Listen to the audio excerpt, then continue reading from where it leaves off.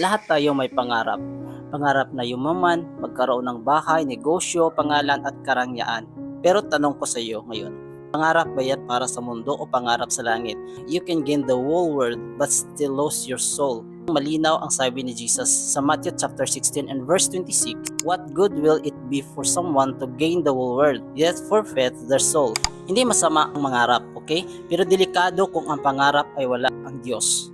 Kasi ang pangarap sa mundo may hangganan, pero ang pangarap sa langit ay walang hanggan. Sabi sa Matthew chapter 6 and verse 19 to 20, do not store up for yourself treasure on earth, but store up for yourselves treasure in heaven.